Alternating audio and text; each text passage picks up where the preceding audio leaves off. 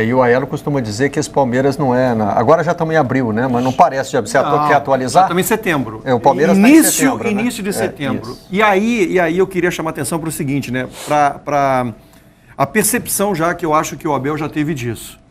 Porque se a gente imaginar que um jogo de estreia de Libertadores de América, né? Você colocar em campo um time alternativo... Isso aí já tem a ver com uma percepção do técnico da necessidade que ele vai ter, a curto prazo, ter que fazer esse tipo de rodízio, de revezamento. Por quê?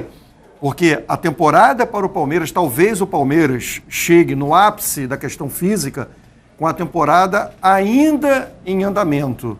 Ou seja, qual é o ideal, qual é o planejamento que se faz dentro de um grupo, dentro de um elenco? É que esse trabalho físico, esse momento de ápice fisicamente de um time, de um elenco, aconteça na reta final de uma temporada, que é para você não perder nenhum jogador por motivo de lesão, de contusão, né, no momento importante das competições. Então, eu acho que o Abel já percebeu isso e já começou a introduzir no elenco, né, esse rodízio, esse revezamento, para dar uma aliviada na questão física. Porque a gente estava aqui, inclusive, né, nós três e mais o Luiz, a gente estava discutindo isso aqui há 15 dias, e eu dizendo, olha, não parece que o Palmeiras está no mês de abril. O Palmeiras vem jogando futebol com uma intensidade muito forte, né, com uma forma de jogar que parece que a gente está já em agosto, em setembro.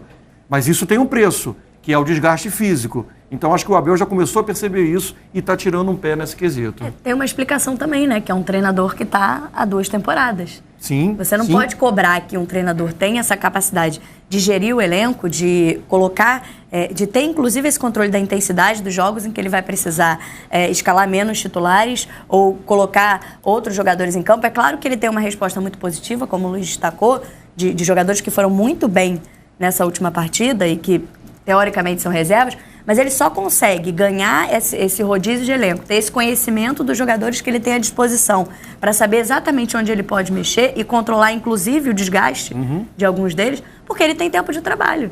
Então, hoje, esse diagnóstico que o Luiz faz, que é perfeito, é isso. O Abel, hoje, tem um modelo de jogo que é muito bem entendido, mesmo quando ele alterna os jogadores, porque ele está há 2 temporadas trabalhando esse elenco. Então, além de ter um bom elenco, ele tem o elenco na mão. Ele consegue ter o controle... Gestor de grupo, né? Para gerir em que momento e que peças ele pode alternar sem que o time perca a qualidade. E aí é interessante... Isso tem tempo.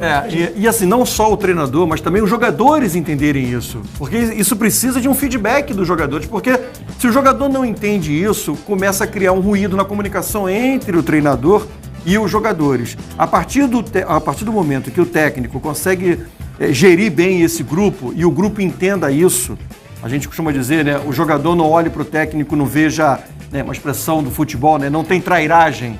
Ou seja, mas não tem trairagem. Isso aí deve ter sido conversado entre os jogadores, com o técnico Abel Ferreira. Isso foi passado para eles da necessidade de fazer esse tipo de trabalho. Agora, o mais interessante é isso. Em uma estreia de Libertadores, a gente poderia imaginar isso, de repente, na estreia do Brasileiro. Sim. Né? Vai estrear no Brasileiro. O Brasileiro são 38 rodadas. Colocar um time alternativo na estreia do Brasileiro talvez não tivesse uma influência muito grande do que colocar numa estreia de Libertadores jogando fora de casa. Imagina se o Palmeiras ontem, por exemplo, perde o jogo, uma estreia com derrota. A pressão não, né? Mas, obviamente, já existia uma cobrança. Olha, o Palmeiras foi bem no Paulista, mas já não estreou bem na Libertadores. Então, esse entendimento é fundamental entre o técnico e os jogadores. Ele não pode pensar também só no valor de cada partida, ele tem que pensar em tempo, né? Sim. Ele jogou no domingo uma final, sim, que exige um nível de competitividade enorme, ainda mais porque o Palmeiras tinha uma diferença de gols para viagem. E ele fez uma viagem longa e ainda com prazo de recuperação muito pequeno. Então, pensar no sábado, tendo a quarta-feira pela frente, ia ser mesmo difícil. E aí tem o alerta da fisiologia também, né? Porque assim, o Palmeiras já não tinha o Piquerez e o Rony. Aí você liga o sinal de alerta, olha, o Marcos Rocha está no limite máximo do desgaste, vamos dar uma semana para ele descansar, perdão. Aí já não tem o Luan, não tem o Daverson, que são opções que, apesar do Daverson não permanecer, ele pode ser utilizado, foi utilizado em algumas partidas, inclusive do Campeonato Paulista. E aí você não tem o Luan, você vai colocar quem no setor defensivo? Você vai poupar o Murilo e coloca o Kusevich, que é a terceira opção. Aí na esquerda você não tem o Piquerez, você põe o Jorge. O Mike volta à lateral direita, tem o entrosamento com o Dudu, você mantém o Dudu no time titular. Então, apesar da rotação, entre reservas e titulares, você via ali também a essência, né? Everton, Dudu, jogadores que, Rafael Veiga, jogadores que são referências desse time do Palmeiras para ele não perder a essência também.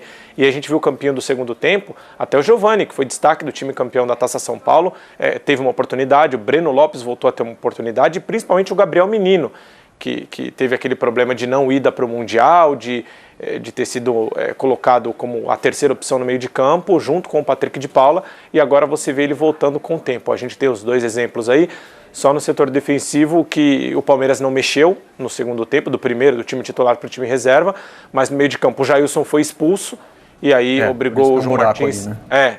Por isso que tem um buraco. Ele obrigou o João Martins a fazer algumas alterações, entrou o menino e o Zé Rafael, o Atuesta jogou bastante tempo e mostrou mais uma vez que precisa de mais tempo para se entrosar com o grupo. Dos jogadores que iniciaram a partida entre os titulares, o Wesley foi o que deixou a desejar mais, mas estava fora de posição também, né? Ele intercalava um pouco com o Dudu, às vezes o Dudu aparecia como centroavante, às vezes o Wesley jogando na beirada, e aí o Navarro entrou como centroavante, conseguiu a possibilidade de ter mais tempo de campo, marcou os 2 gols e o Breno Lopes também voltou a ter oportunidade. O Palmeiras rodando o que tem um elenco robusto e tem a oportunidade de, contra um adversário que é considerado fraco, mostrar a sua imposição e mostrar o porquê é o favorito.